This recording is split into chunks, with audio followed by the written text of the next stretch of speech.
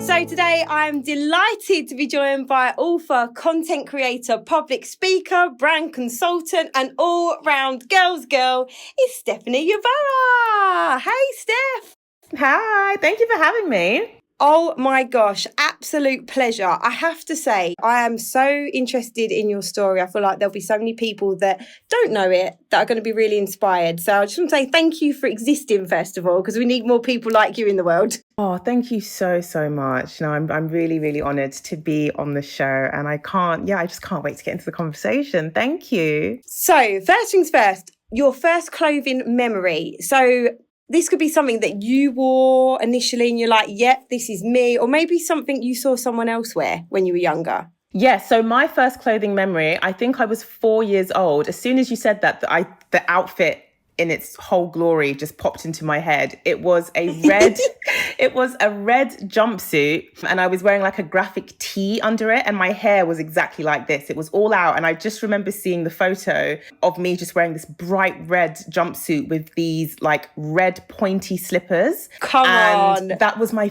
favorite outfit of all time. Like growing up, my parents loved to put me in a jumpsuit. Like I just remember having all of these like all-in-one suits, play suits, jumpsuit. I had that really iconic retro Disney play suit. Yes! Do you remember? Like I feel like every time I post a picture, someone's like, I used to have that when I was a child, and it was like a Minnie Mouse kind of play suit jumper type. I know exactly what you're talking about. And it's just iconic. And I just remember, growing up, my parents really loved to dress me up like a little doll, and I loved it. So when I think back on my earliest fashion memories, it always involves some kind of jumpsuit or play suit, cross colors, very vibrant, very colorful. Now, I've got to say, you've been so honest about your life. You've been so open, and I would love for everyone listening now to really get to grips with who you are, because from age 8, is that fair to say? There was something that happened in your life and you were like, you know what, that kind of set out the path for the future, negatively at first, right? But then a lot of positive stuff come from that. So just tell us about your background and what was going on when you were younger. So when I was younger, I always was very chubby as a child, just from my dad's side of the family. And for the most part, my childhood was okay up until I started secondary school. And as soon as I started secondary school is when the bullying started over my body. And it wasn't just me being bullied because I was big. It was also because of my skin tone as well. So being darker skinned, I was the subject of a lot of sort of colorist bullying. And growing up, sort of being a child and being made to feel very aware of my body and how different it was to all of the other girls in school gave me a complex at a very, very young age. And it was at that point that I realized, oh, wow, like my bigger body makes me feel as if I am less than, and it made me feel as if my worth was decreased because of how I looked. And so I developed a really big complex. I was diagnosed with depression when I was 14. I became very insular, very quiet. All I wanted at that point, being a teenager, was to shrink myself and to be as small as possible. And I developed such a strong self-hatred for myself. And part of that self-hatred actually included bleaching my skin.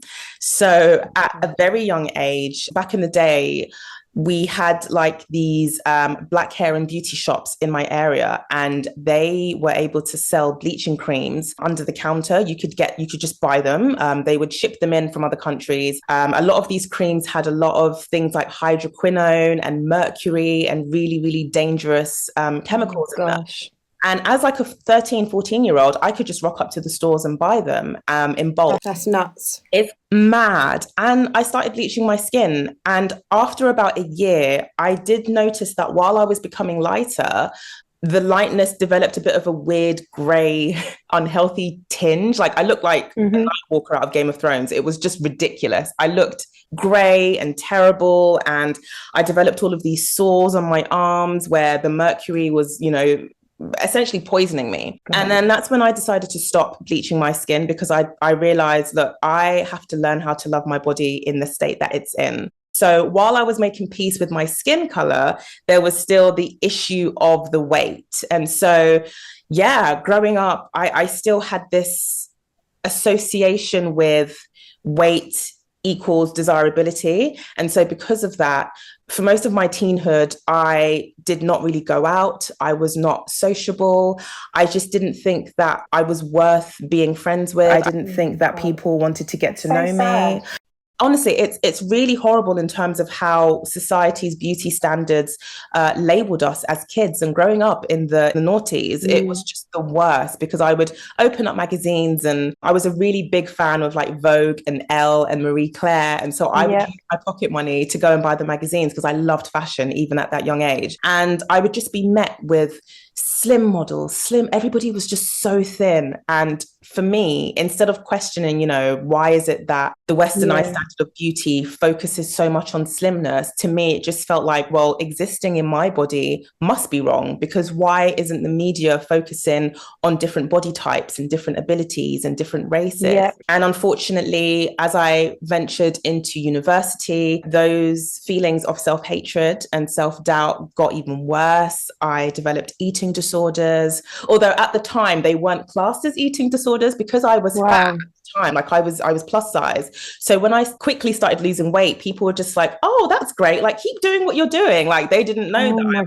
I was hurting and starving myself and doing all of these like terrible things to lose weight. Didn't you, because I read that you went on holiday, I think you went to Barcelona, and is this right, you'd lost like something crazy like 4 stone in such a short amount of time, because you was like, well, how do I get beach body ready? And you did lose all that weight. Yes. So in my early 20s, so after uni, I decided that I wanted to go to Barcelona for like my birthday, like a first solo trip kind of thing. And for me, it was like, well, if I'm going to Barcelona, there's the beach. And I've never been on a beach before in like a bikini or a swimsuit. So I said to myself, I'm going to lose like 4 or 5 stone within like 3 months. Like, I was so passionate about it. I was like, I'm going to do it. And at this time, one of my relatives used to buy diet pills, like illegally online from like random websites. And she would give them to me and be like, hey, Steph, you need to lose weight. Use these diet pills. Now, I didn't know what were in these diet pills. For all I know, it could have been speed. It could have been anything. Oh my God, don't. But I was taking them and I lost a lot of weight in a very short amount of time. I want to say within 4 months, I lost about 4.5 stone. Oh my gosh. It was terrible. And I ended up going to Barcelona. And I remember being in Barcelona, spending the whole time there, so sick, so depressed. I remember wearing a bikini, going to the beach. Nobody batted an eyelid at me. Nobody cared. No. And I was just like, that was when I was like, okay, I've flown all the way here. I've done all of this effort because I want people to see this new and improved body. Not only did nobody even look at me or care, but I had put my body through so much trauma and so much stress, because during that time, because of the effects of the pills and me not eating, I was incredibly sick. I couldn't keep anything down. I had fevers all the time. I had ulcers. And I remember sitting in the hotel room just like, I have done all of this for the approval of others and essentially tortured my body. And it was at that point on the trip that I said, when I come back to the UK, I have to learn how to love myself, because I have essentially been abusing myself, not only for the last 3 months taking this pill, but from childhood, I have been inflicting so much harm on my body because I wanted to fit in and be seen as desirable and be seen as dateable and just to be seen as a valid human being. Because one thing about being fat in this community is that there is so much dehumanization that goes on when you exist in a body that is not seen as socially attractive. And so I remember coming back, and one of the first things that I did was I wrote a letter to myself as if my body was another entity. And I said to it, I said all of these things, but ultimately what it came down to was I needed to apologize to my body instead of apologizing on behalf of it to other people. And I essentially said, all you've done as my body is work hard every day to keep me alive. And this is how I'm repaying you, by starving you, by hurting you, by doing all of the other acts of self-harm, when its only job is to keep me alive. And throughout all of the abuse that I had put on myself, my heart was still beating, my lungs were still functioning. And that was when I had to really be like, wow, I have done so much damage to not only my spiritual self, my emotional self, but my body. I was literally essentially slowly killing it while all it wanted to do was keep me alive. And from that point, I decided that I needed to treat myself and to treat my body with care. And it kind of just, it kind of just took off from there. And it is an ongoing journey. I think with self-love, it's not linear and it's always going to be ongoing. But I think, that was the point where everything just kind of changed for me. And the maddest thing is, like, you know, you went on that journey to try and make yourself happy and to be happier. But I'm guessing that was probably the saddest point in your entire life up until that point. So I just think, honestly, there'll be so many people listening right now, whether it's a weight thing or a race thing, whatever, that we all don't like something about ourselves. We're all trying to conform and trying to fit into something, can't we? And I think the fact that you've got to that point where you're like, do you know what? No, this is me. Take it or leave it. This is who I am. You're so inspiring, honestly. I find your story just amazing. In terms of, like, you mentioned like the weight loss pills as well, because obviously that's in the news now, and that's kind of all you're hearing, people talking about, like Ozempic and the weight loss injections. Like, what's your view on stuff like that now, having come from that as well? For me, it just feels really sad. Because on one hand, I'm very much for body autonomy. So, you know, if this is what you feel you need to do in order to be happy, go for it. I don't tap into toxic positivity. I'm not one of those people, you know, despite being within the body positivity movement and encouraging people to love themselves. I don't want to be one of those people that's like, oh, how dare you go onto Ozempic? You have to love yourself at this body. Because if we think about it, when it comes to being fat, because that's the word that I prefer to use because I don't see any negativity in the word. A lot of the reason why people don't like being fat, it's not actually because of how we exist in our bodies. It's not because we dislike how we look in the mirror. It's because of how society makes us feel. It's because of how society dehumanizes fat people, and how we navigate in the world is so different to everybody else. And so ultimately, that is the reason why a lot of people feel uncomfortable in their weight. Not because they think they look bad, but it's because they can see other people treat them differently based on how we look. So if somebody makes the decision to use a weight loss drug, ultimately, it's their decision, because I understand how it feels to live in a fat body and navigate fat phobia every single day. My issue with the Ozempics of the world is that there are ways in which people are trying to cheat the system. So with Ozempic, you know, I think you have to be over a certain BMI in order to take it. However, we are seeing that a lot of people who seem to be taking it and being very open about it are people that are actually underweight, or people that do not adhere to the BMI limit. So, you know, you have women that are size 12, 14s taking Ozempic when they shouldn't be. And one thing that I found when I was doing some research into writing an article about, you know, how popular it's become, is that people are going onto message boards. So things like your Reddits and things like that. And they are asking plus size people to send them images of them on the scale. Because I think with the private GPs and things like that, in order for them to prescribe it, they need to see an image or a picture of your weight. So you standing on the scale, so that it proves to them that you are the weight you are.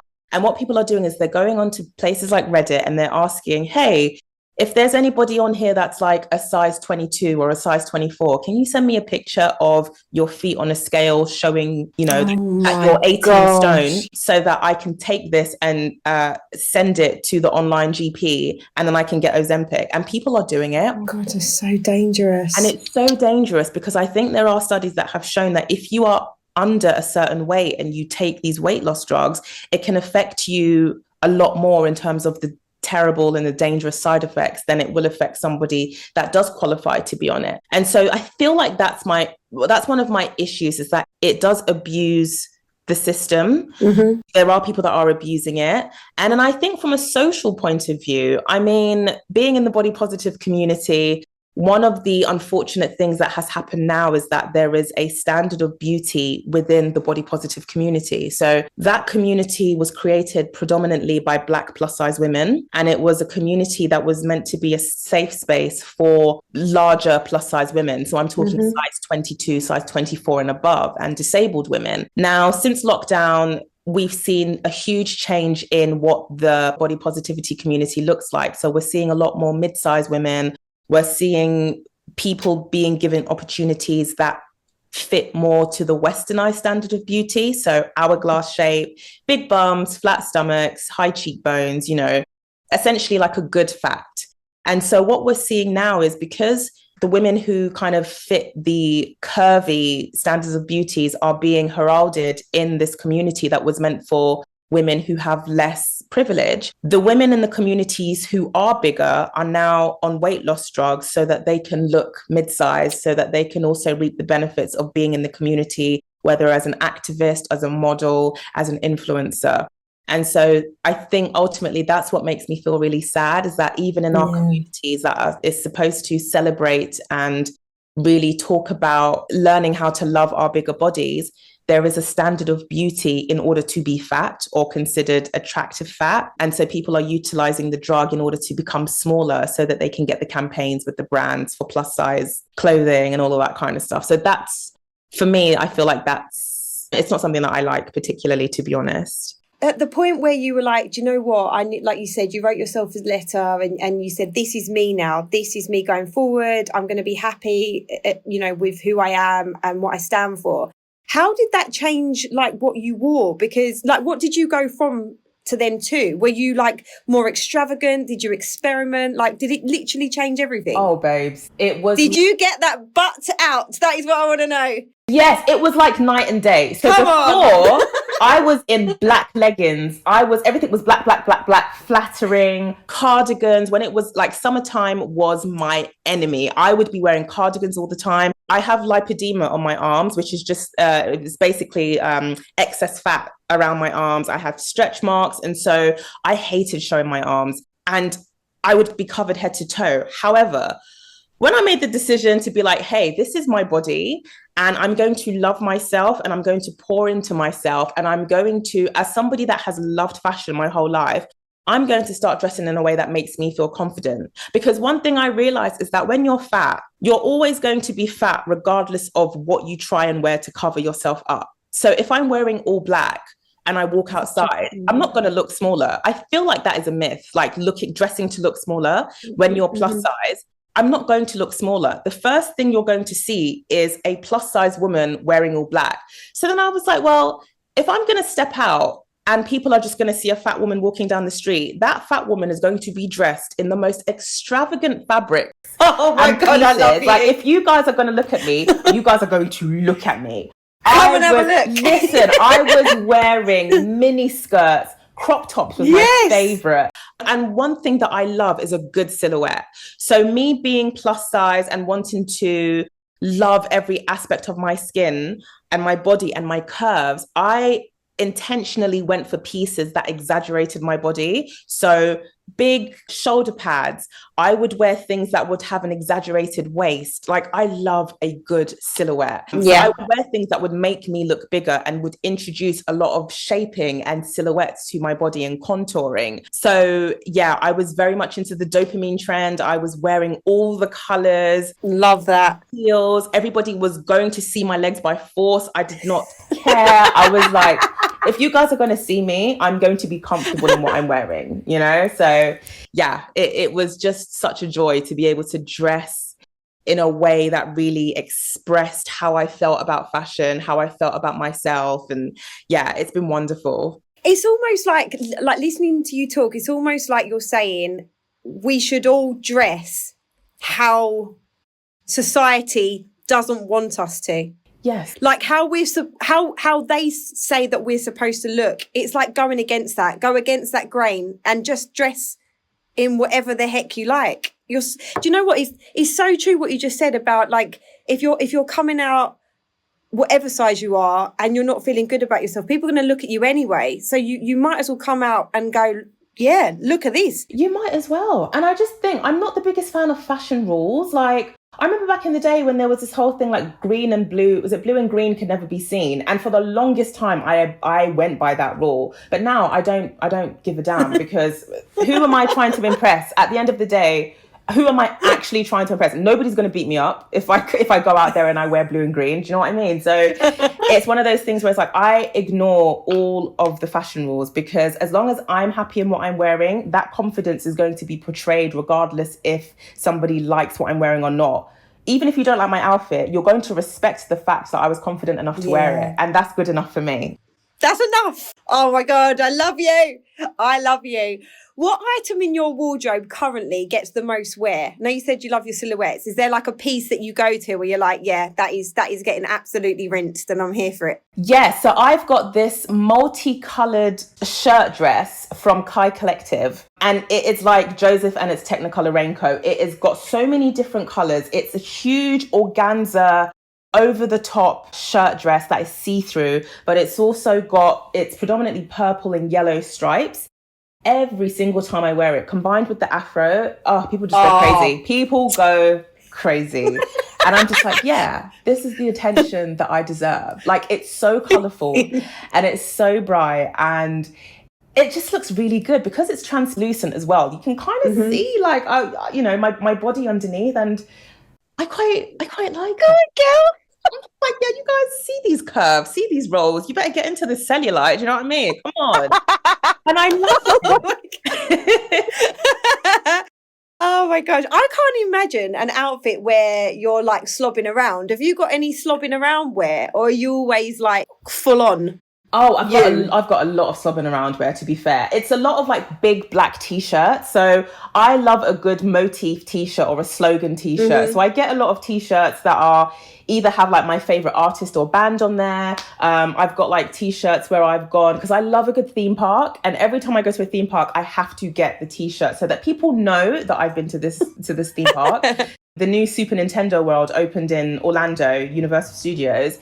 Oh, I saw that. Have you been? I've been, and I was one of the first people to go like last month. And I came back so smug because I was like, I'm going to get a t-shirt and I'm going to wear it because I want people to know that I've been before you. And what I started doing was I started wearing the like Super Nintendo t-shirt because every morning I go for a walk and I go for a walk around 3 schools. So I purposely time my walk so that I get to bump into students and their parents taking them to school. And I get to watch the kids look at my t-shirt, not know that there is a Super Nintendo World. And then they start tugging their parents on to be like, look at her t-shirt. Like, we need to go. We need to go to Super Nintendo World. It's almost like free advertising for them. I'm just like, yes, I've met Mario and you haven't.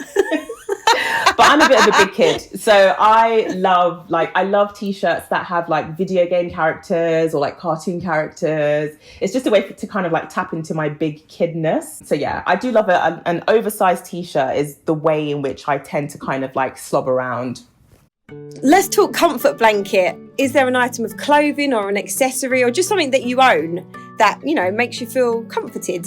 We say comfort, but my nylon Prada backpack. It's very fancy.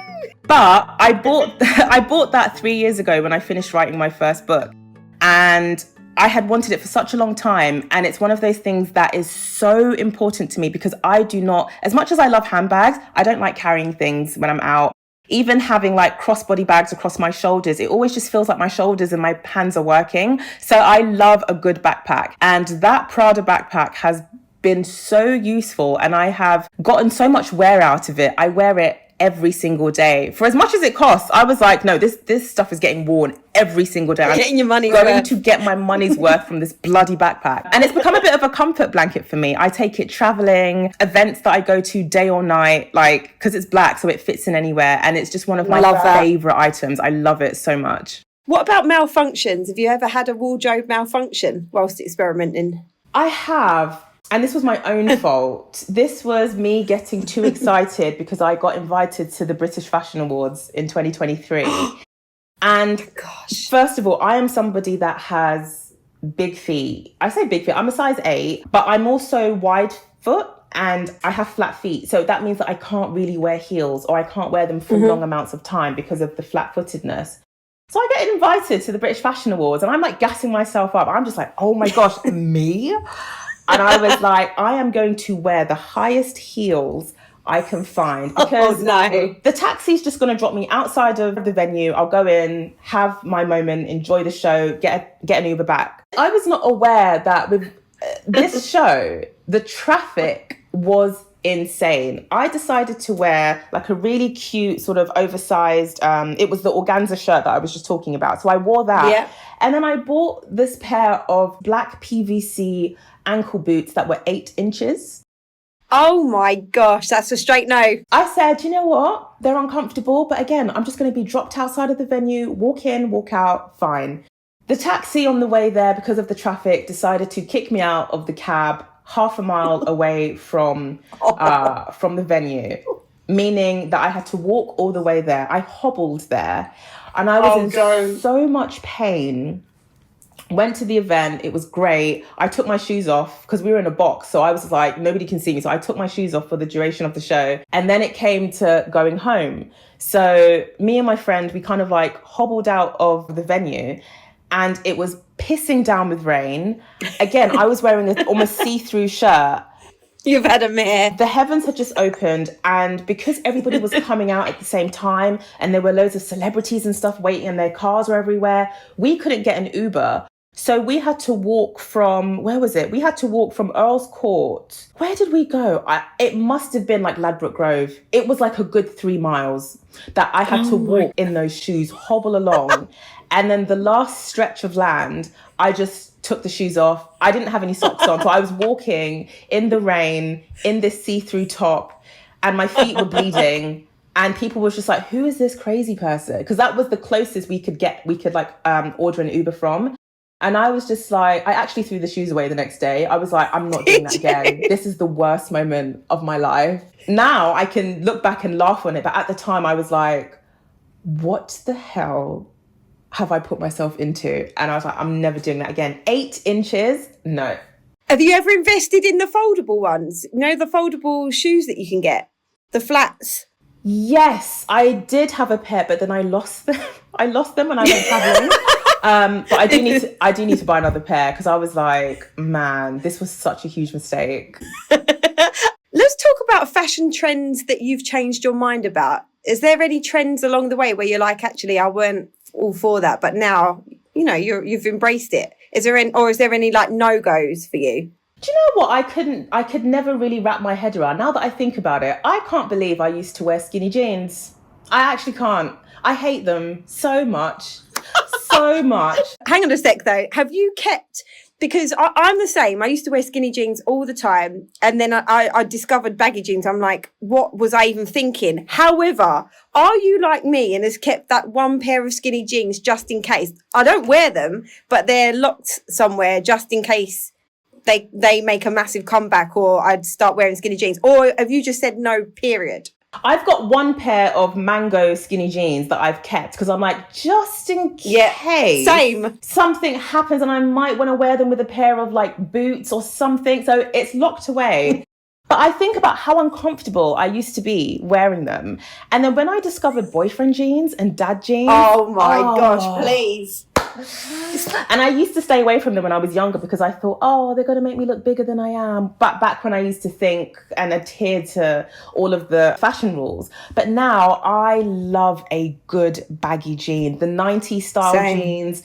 I also love horseshoe jeans, like horseshoe jeans at the moment. What are they? So horseshoe jeans are like the jeans that kind of, they have like a really huge structured silhouette. So they're kind of like dad jeans, but they're very structured. And then when they get to your calf area, they kind of flare out. So they're kind of shaped like a horseshoe. And they're just like very, very baggy jeans. But the bag on them is not, it's quite structured. So it's like, it doesn't really move when you're walking around. Like it's just my favorite kind of jeans. It's almost like flares.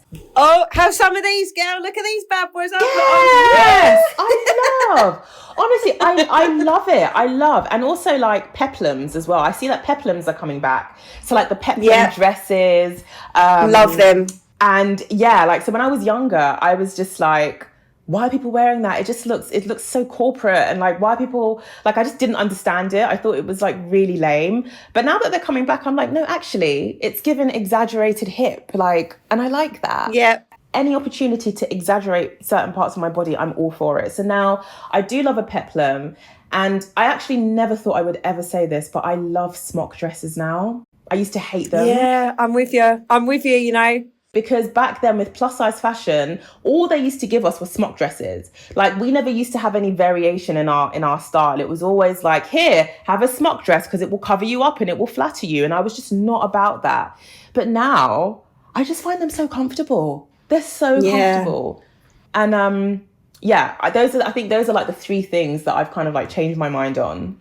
What advice would you give your younger self about your style now? I know obviously at the start of this chat you said that you wrote a letter to yourself, and that's really the turning point for you. Mm-hmm. But if you had to write a letter to your younger self about your style now, and to anyone listening that has maybe been on a similar journey as you, or maybe they are at the start of their journey where you were, you know, when you were a lot younger, what advice would you give to yourself and everybody else listening now? Unless it's part of your religion or culture, I don't see the need in having to cover up because of fears of what people may think about you. One thing about me is that, growing up, I was dressing to cover myself because I was so uncomfortable in the body that I was in. But actually, it's one of those things where it didn't give me the opportunity to be able to express myself creatively. And so I think for me, it was very much a case of, if this item of clothing makes you comfortable, wear it. It doesn't matter if somebody finds it unappealing. It doesn't matter if you get stared at. Wear whatever makes you feel comfortable. Mm. And also, don't wear bandanas as a child because it will ruin your hairline. Like, I went through a period of wearing bandanas to cover up my hair because my mum decided to give me a jerry curl, which is like she decided to perm my hair at home. Mm-hmm. Taking me to a hairdresser, and it basically just messed up my hair. So I started wearing bandanas to cover the front of my hair. And what that did is it just eroded my hairline away. Oh my gosh. And I did that for like 5 years, where I'd just wear a bandana every day. I looked like I was part of a gang. And actually thinking back, I was like, that was such a weird fashion choice to make. Like, it just didn't go with anything I was wearing. But I think for me, dress in things that make you feel good about your body instead of dressing to cover up, because at the end of the day, regardless of your body shape or your body type, if you go out into the world and you are plus size, people are still going to see that you're plus size regardless of what you're trying to wear to make yourself look smaller. So it's one of those things where I would say, take chances as well. Wear things that you probably thought that you would never be able to wear. And then also in this scope as well, we're still in a space where plus size fashion could do with a lot of help. And so I think a lot of us are so restricted to only wearing things that come in our size. But actually, if you sometimes venture outside of that, you may be surprised to find things that you didn't think could fit. So for instance, if you were to go into like an H&M and, you know, they didn't have this in a size 22, but actually if you try that blazer on that looks oversized, that's a size 14, that might actually fit.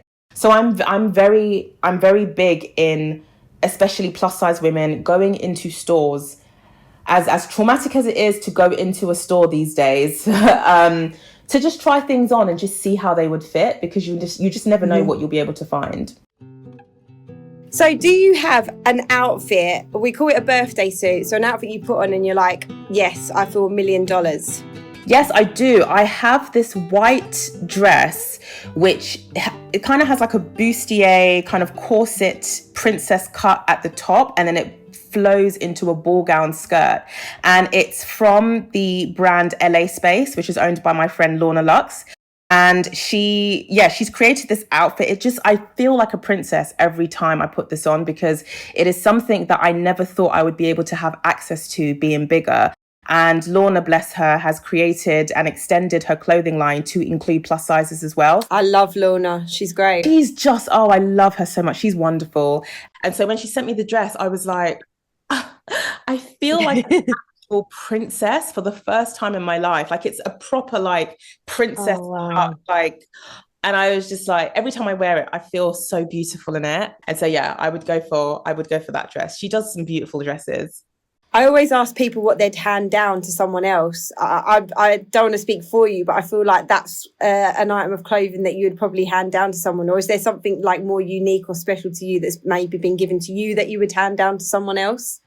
Yeah, absolutely. So for me, I would probably say I would hand down. So last year, I created some jewelry in collaboration with a brand called Ottoman Hands.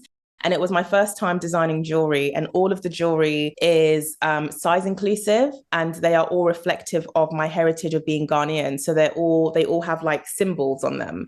And because it was the first time I've ever created jewelry that like it means so much to me and my culture, it's definitely something that I would love to pass down. You know, if I ever have kids, I would want them to be like, hey, your mum actually created this line of jewelry reflective of our culture and all of the lessons and the parables that have been passed down from our ancestors to us. And the jewelry reflects that. So I think for me, I know it's a bit vain, but yeah, I would pass down my own collection of things that I've designed.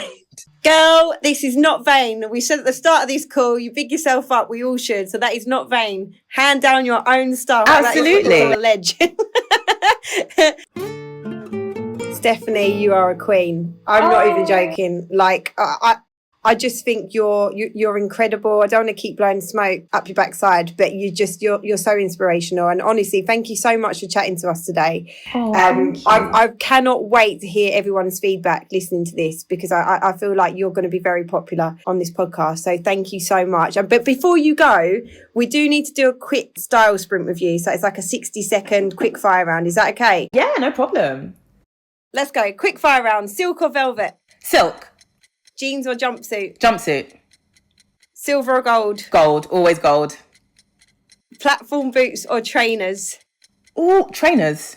I know the answer to this, I think. Handbag or rucksack? Rucksack. Always. Denim or leather? Ooh. Denim. I have to say denim. You break up with someone who's bought you an amazing handbag.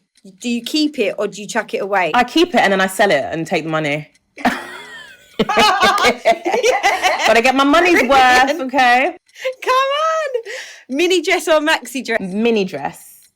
Lipstick or gloss? Lipstick. Crop top or oversized t-shirt? Yeah, I wanted to end on this one because this is a struggle for you. Because I know you like to slob in your t-shirts, but you also like to enjoy a little crop top. I'm going to go oversized t-shirt because I can dress that up or down depending on how I'm feeling. Yeah. And you have completed your style sprint. Thank you so much. We love you. Thank you. And before we let you go, is there anything that you've got coming up? Well, I have my first ever rom-com book that I've written called Chaotic Energy that came out this year, which I think personally is a great holiday summer read. So if you're looking to get into reading a nice little rom-com based in South London, that's my book that I wrote. Stephanie, thank you so much. You're a dream. Oh, thank you so much for having me. This was so much fun. Thank you.